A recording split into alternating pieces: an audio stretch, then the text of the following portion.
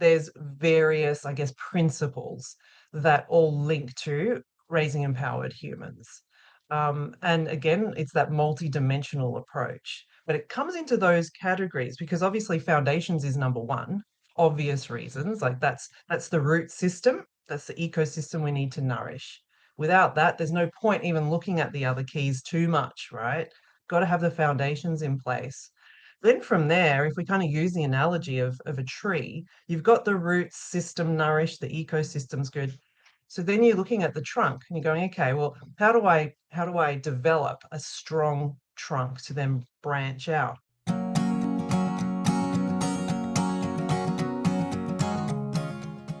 Welcome to the Company of Dads podcast. I'm your host, Paul Sullivan. We're focused on lead dads, working moms, and how small changes at home or work can have a big impact on their lives. Each episode promises to deliver actionable advice on some area of concern at home or at work. Short, direct, again, actionable. 5 questions, 5 answers. Today, we're talking to Sonia Bestulic, a globally recognized thought leader and speaker, award-winning children and adult author, holistic speech pathologist, and life coach. In her 20s, Sonia founded and led a Sydney, Australia-based speech pathology company for over 18 years, during which time she had about 3 children in just 2.5 years, all while writing, speaking, and hosting her podcast, Chat About Children. She is the founder of Flourish with Sonia, delivering training, coaching, and consulting services, and is currently a creator of transformational entertainment and education intended to awaken heart-led self-leadership in childhood and beyond. We're here to talk about Sonia's latest book, The 5 Golden Keys for Raising Empowered Humans. Subtitle is great, Unlock Kids' Self-Leadership and Lifelong Flourishing. Her book offers a groundbreaking fusion of science, spirituality, and practical tools. Sonia, welcome to the Company of Dads podcast. Hey, Paul, thank you so much for having me. It's an absolute delight.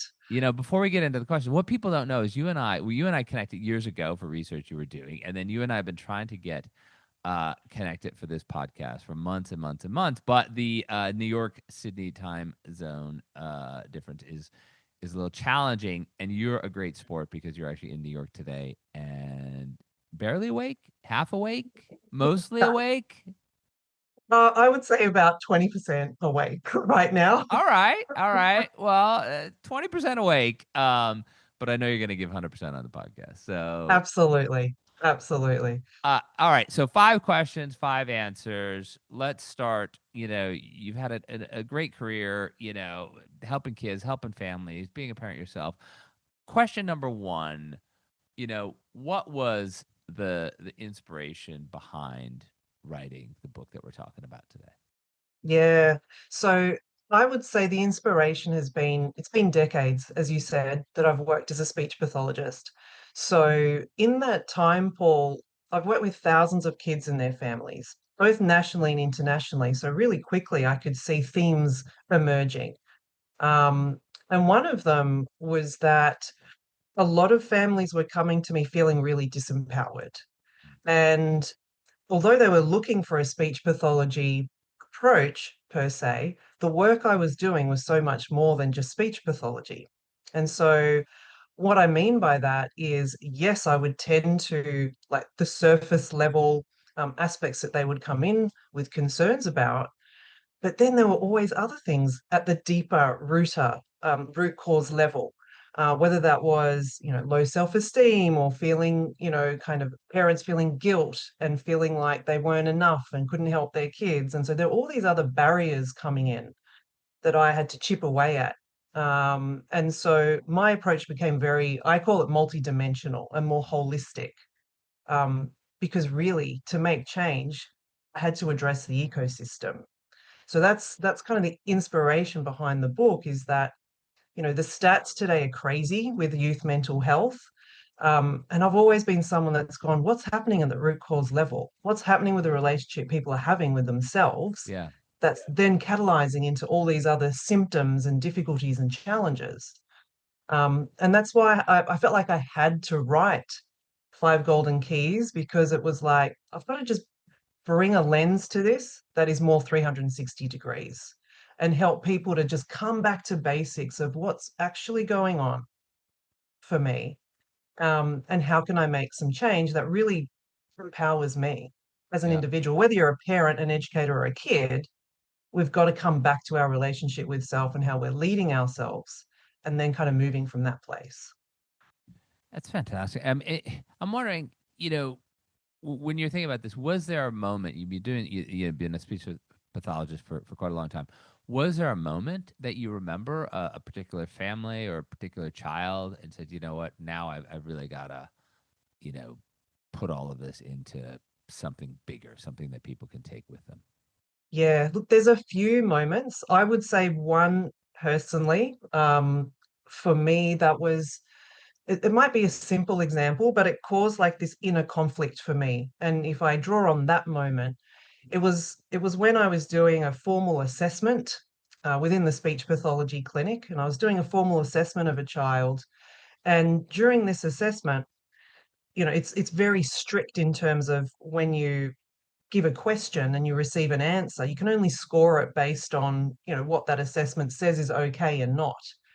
And with this particular child, they were giving responses that they weren't marked correct because they didn't fit the criteria of the assessment responses that were deemed appropriate.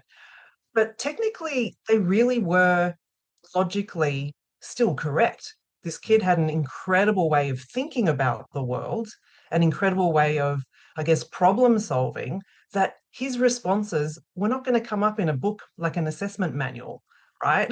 And Yeah, so, yeah, yeah. and I was wowed because I was like, those responses are actually, they make sense to me. They're great, but I can't mark you correct. Mm. That moment created inner conflict for me because I'm like, how can I now? I've got to present this clinical, I guess, result that doesn't really demonstrate his true brilliance and his uniqueness in his way of thinking.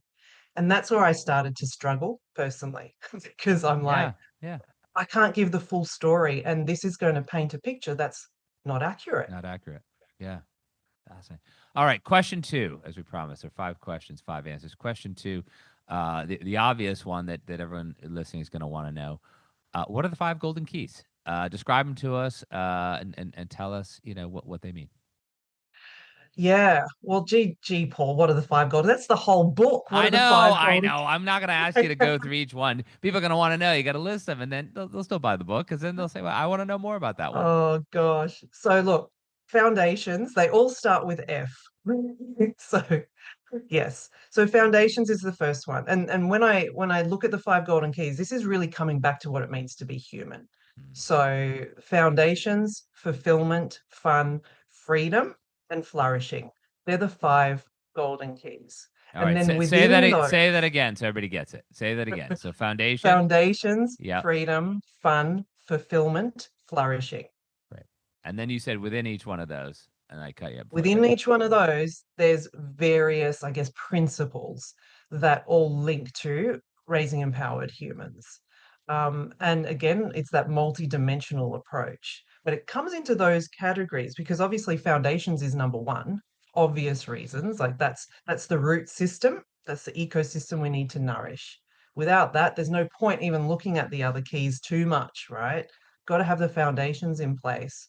Then from there, if we kind of use the analogy of a tree, you've got the root system nourished, the ecosystem's good. So then you're looking at the trunk and you're going, okay, well, how do I develop a strong trunk to then branch out? And that's where things like the fun key comes in, the fulfillment key comes in, the freedom key comes in, and the flourishing is really, obviously what it sounds like, the leaves, the flowers, the etc. That comes in. So it's kind of it's bringing us through those stages, if you like. But I have to say, it's not necessarily in that order. It starts with foundations, but then we've got things happening that are, kind of catalyzing the flourishing tree all the time.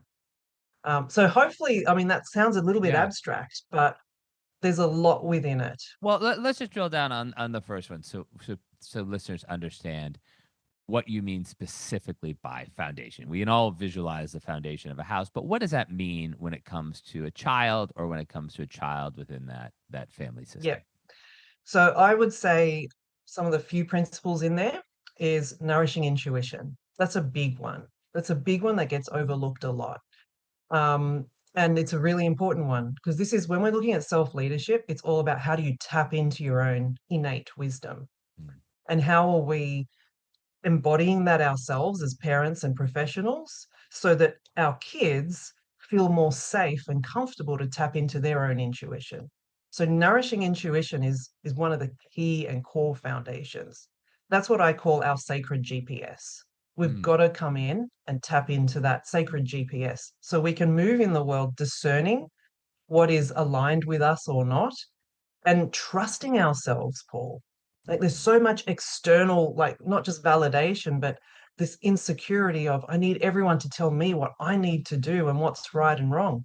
When we flip that and we're nurturing our own intuition, we're checking in with ourselves, with our higher wisdom to come from that place to make those decisions. This is so good, and this is actually this was going to be my third question anyway, and that is when you talk about that practicing presence and that inner trust.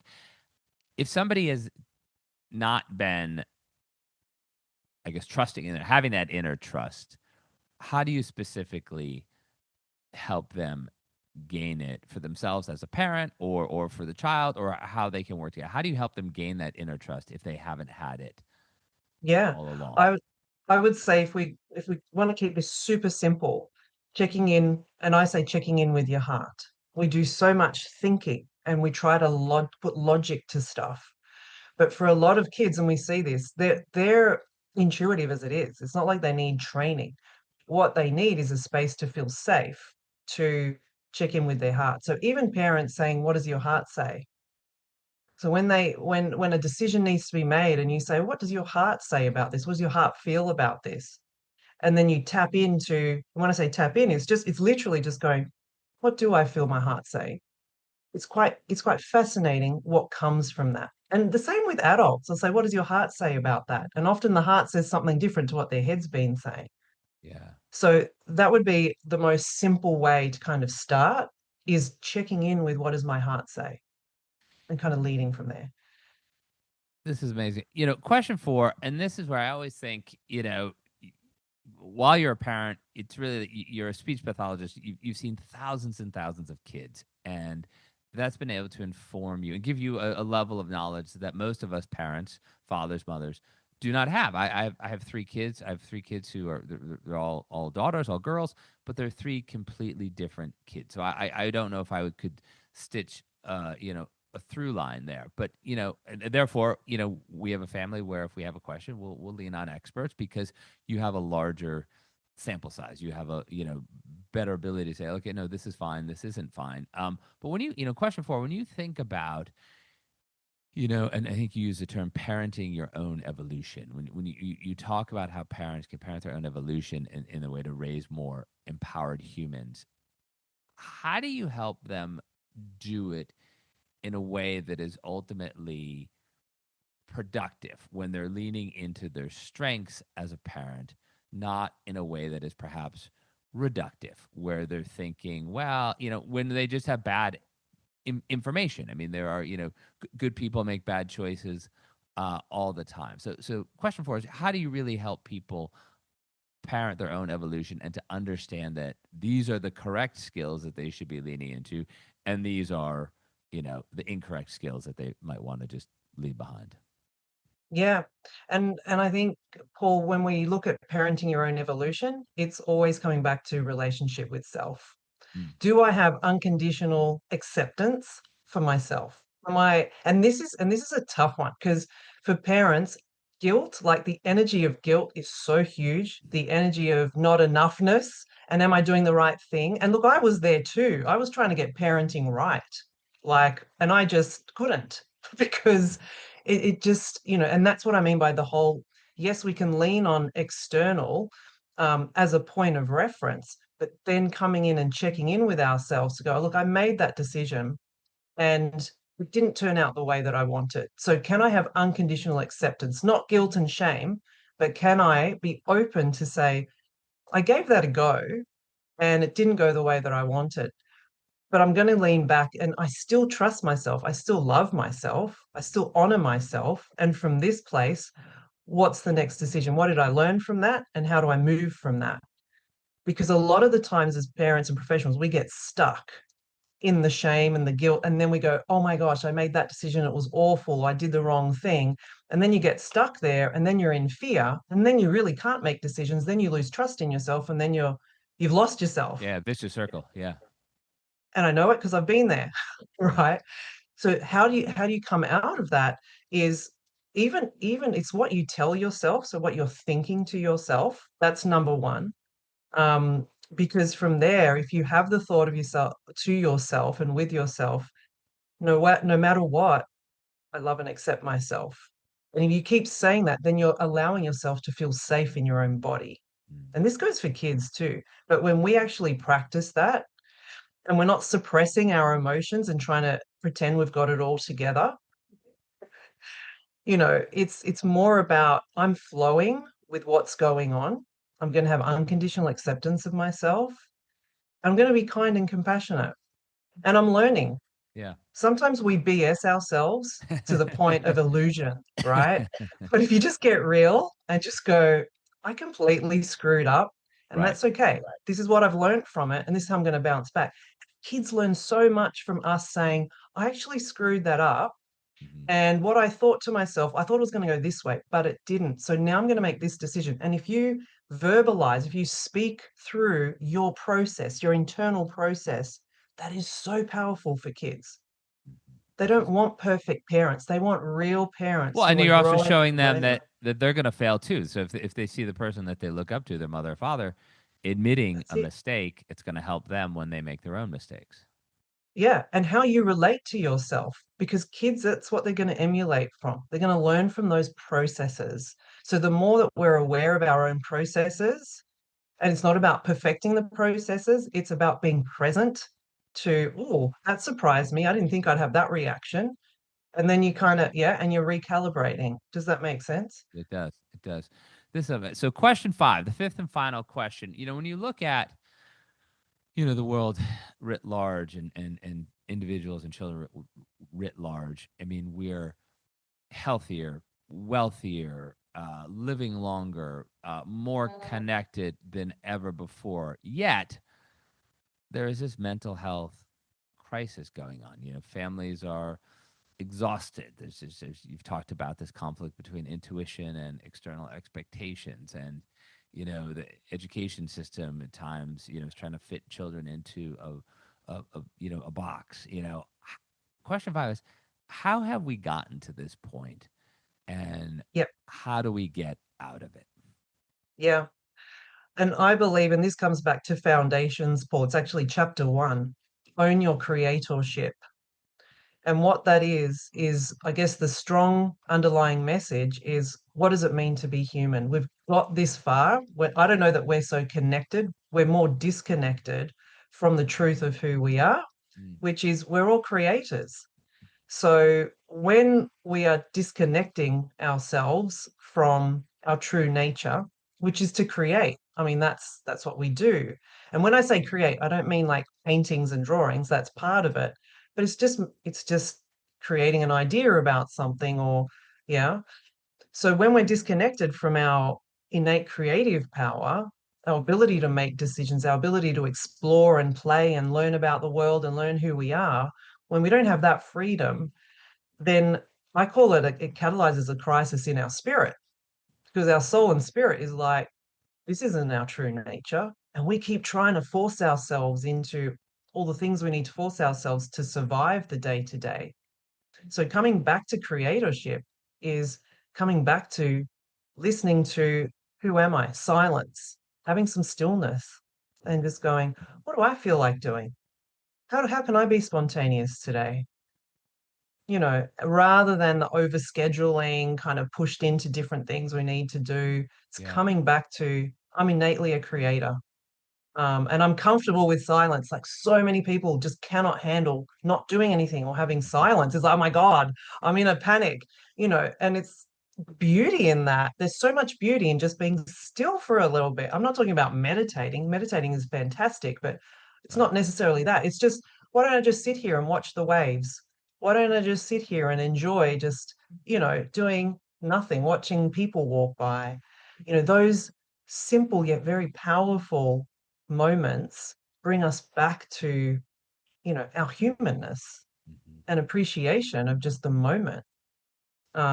So again, I know that sounds quite kind of huge and really simple, but it is the most powerful, coming back to our creatorship and just our uniqueness and playing with life a little more.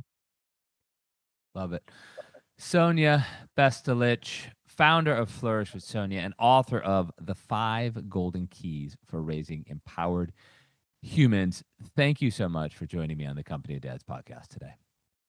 Thank you, Paul. I really appreciate it. All right, now I'm going to sit with silence. I'm not going to talk. I'm going to stop, right? That's it. You It's got the it. hardest part. Sit with silence. I want to talk. Thank you again, Sonia. Thank you, Paul.